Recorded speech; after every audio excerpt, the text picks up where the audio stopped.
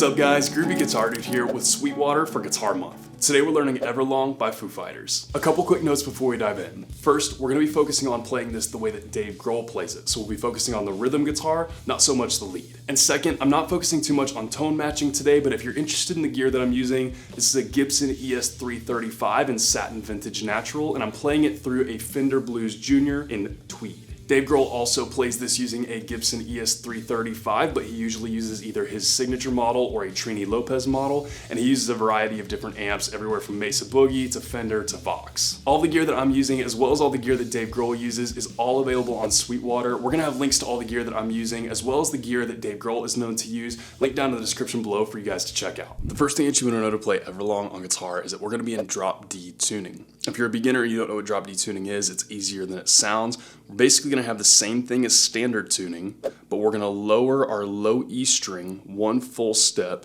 to a D note. That's it. That's all you gotta do to get to drop D tuning. The next thing that you wanna know to play Everlong on guitar is the structure. We're gonna start out with a verse, then go to pre-chorus, then chorus, then verse, pre-chorus, chorus again. Then we're gonna have a bridge, then a pre-chorus, and we'll finish up the song with one last chorus. And with all that in mind, let's dive into Everlong. Now, the first thing we're gonna take a look at is what we're playing for our verses and our bridge. And this is kind of the most iconic guitar part of the song. This is what you hear Dave playing right away as soon as the song starts. It's super, super groovy, and it's actually a lot easier to play than it sounds. So first I'm gonna show you guys the 4 shapes, technically 3 shapes because one of them repeats, and then we'll go through the strum patterns, which is really what makes this guitar part iconic. So starting with our first shape here, we're going to go up here to 9th fret, and we're going to have an open D string, which is technically our low E string, but we lowered it to a D.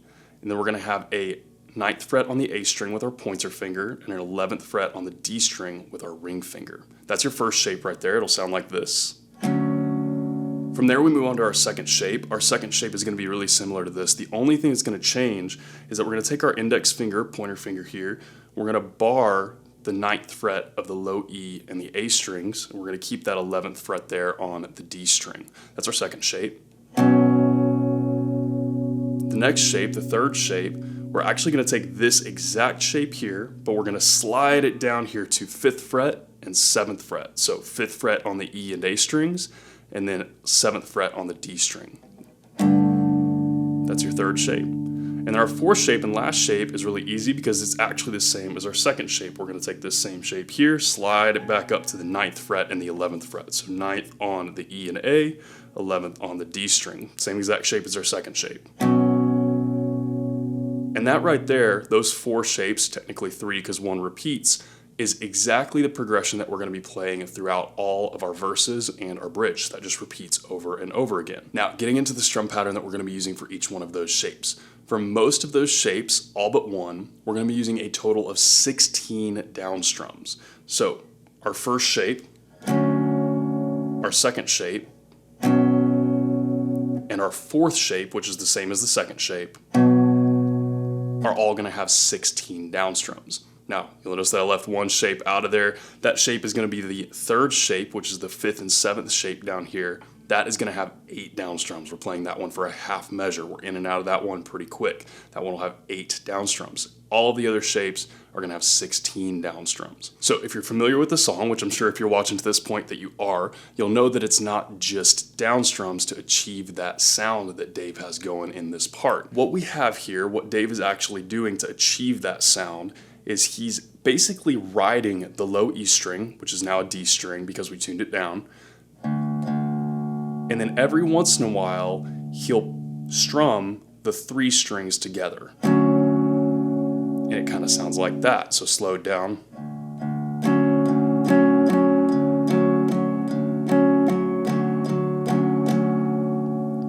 Kind of like that.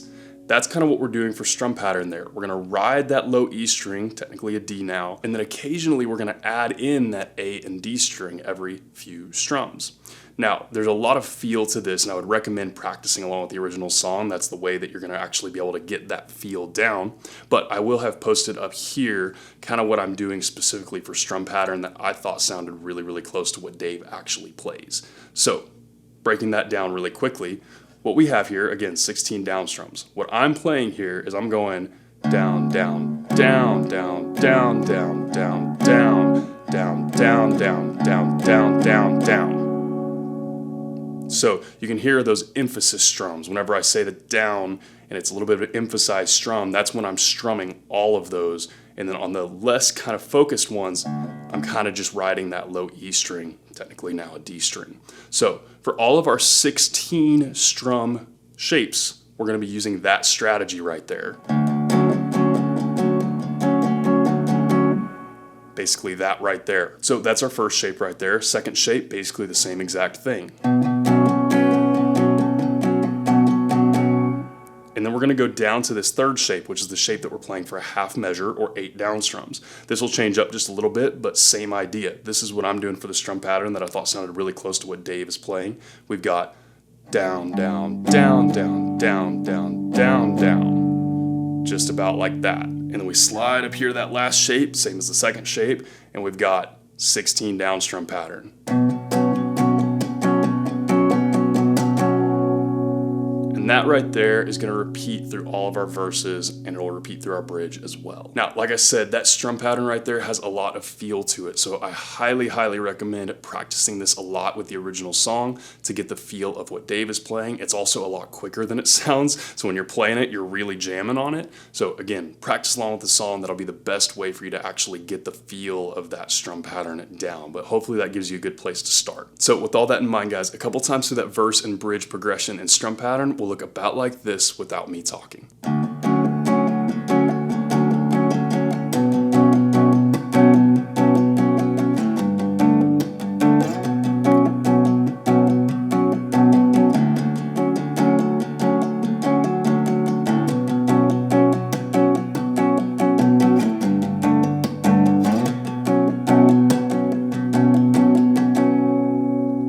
From there, we're going to be into our pre-chorus, and for our pre-chorus we have this really groovy, jammy walk-up situation that again is actually easier to play than it sounds. We're going to have this one particular shape and we're going to walk it almost all the way up the fretboard, and we'll have one different shape that'll switch up just a little bit, but most of the pre-chorus is just going to be one shape. So again, taking a look at our shapes first here. So we're going to start here, and we're going to have an open D string again, technically low E, technically D. It's that low E that we tune down to a D. Then we're going to have a 4th fret on the A string. We're going to actually use the bottom of our pointer finger that we're using for the 4th fret on the A string here to mute the D string. So we want the D string to be muted like that. Then we're going to take our ring finger and we're going to put it on the 6th fret of the G string. And that's our first shape. Just like that. Now, that shape right there, we're just going to take all the way up the fretboard, or almost all the way up the fretboard. So that's our first shape. Now what we're going to do is move that thing up the fretboard. So our second shape, we're just going to take this and move it up 1 fret, just like that. So we've got open D string, low E technically, 5th on the A, we've got a muted D string, and we've got a 7th on the G string. That's our second shape. Then from there, we're going to slide this same shape up 2 frets. So we've got still open D, we've got 7th on the A, muted D, and we've got a 9th on the G. That's your third shape. Then your fourth shape is going to be this same shape, slid up 2 more frets, to 9th fret on the A, we got a muted D still, and we've got the 11th on the G, still a muted low E, D up here. That's your fourth shape. And then what we're going to have is we're going to have that same shape slid up 1 more fret. So we're going to go open D, 10th on the A, muted D, and we're going to have the 12th on the G. That's your 5th shape, I think. I might be losing count a little bit. And then we're going to go back down 1 fret to this shape one more time, which is open D, 9th on the A, muted D, and then 11th on the G. And that's the end of using that shape. So we're taking that almost all the way up and then 1 back. And then our last shape here that we're going to use for the pre-chorus is we're going to go here. We're going to have a barred 7th fret on that top D string, the A, the regular D string. Then we're going to have a 9th fret on the G string. And that's what it'll sound like. That'll be the last chord of our pre-chorus. So starting with this first shape here. Basically what we're going to be doing is we're going to be doing for all of these walk-up shapes a combination of down, up, down, or up, down, up. we're going to be alternating between those two strum patterns. So first shape here, starting with our 4th fret, we'll kind of reference to what we're playing on our A string to call it that just to be a little quicker. So we're going to play 4th fret, first shape, we're going to go down, up, down. We'll slide up to our 2nd shape, A string 5th fret. We're going to go up, down, up. And then we're going to go to our 3rd shape, 7th fret A string shape, down, up, down.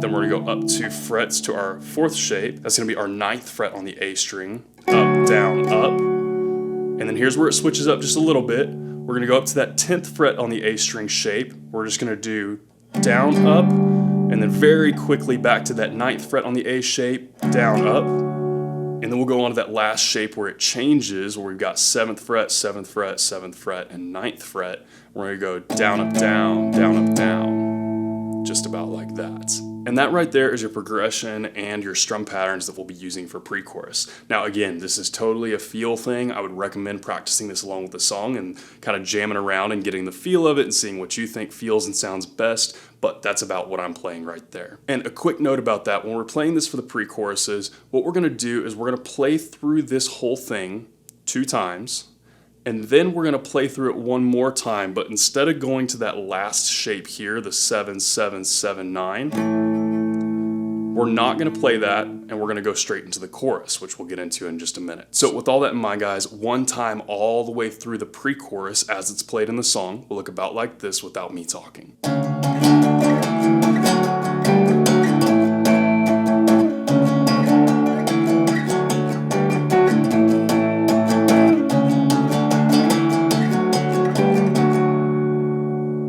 Finally, guys, we're on to the choruses of Everlong, which in my opinion is the easiest part of this song. We're just going to have a couple progressions and we're going to have a strum pattern to go along with it. So let's break these progressions down first. Starting up here, we're going to have a 9th fret on the D, A, and D strings, and then we're going to have a 11th fret on the G string. That's going to be our first shape, just like that. Second shape, we're going to take that same shape there and slide it down to the 5th fret and 7th fret. So we got 5th fret on the D, A, D, 7th on the G.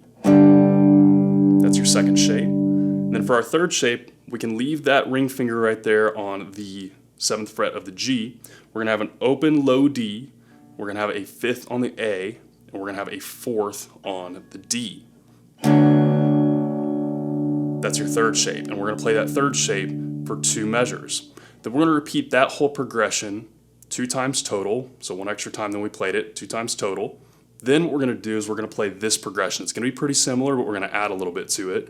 So we're going to start here on this 9th and 11th shape, same one we played before. Then 5th and 7th, same one we played before. Then open 5, 4, 7, that same one we played before, that weird shape. But we're only playing that shape for 1 measure on this time around. Then we're going to go to a new shape here. We're going to play that same kind of shape that we played before, but we're going to play it on 7th and 9th. So we've got 7th on the D, A, D, and we got 9th on the G. Play that for 1 measure. And then we're going to take this same shape and slide it back down to this 5th and 7th shape. So same one we played before, 5th on the D, A, D, 7th on the G. We'll play that last one for 2 measures actually, and that will take us out of the chorus. So what we're going to be doing for strum pattern here is probably the easiest strum pattern situation in the entire song. Using our first shape as our example here, we're going to play down, down, down, up, down, up. Just like that for each chord, except for on the chords that we play for 2 measures, and then on those chords we'll repeat that strum pattern twice. So a little walk through our progression here. We've got down, down, down, up, down, up, down, down, down, up, down, up, down, down, down, up, down, up, down, down, down, up, down, up. That's your first line. We'll repeat that one 2 times. And then we go to our second line. We go down, down, down, up, down, up, down, down, down, up, down, up, down, down, down, up, down, up, down, down, down, up, down, up, down, down, down, up, down, up, down, down, down, up, down, up. And that right there will take us out of the chorus. So with all that in mind, guys, nothing too crazy here. This is actually, again, probably the easiest part of the song. Pretty simple progression with this pretty simple strum pattern to go along with it. But once all the way through that chorus progression with that strum pattern will look about like this without me talking.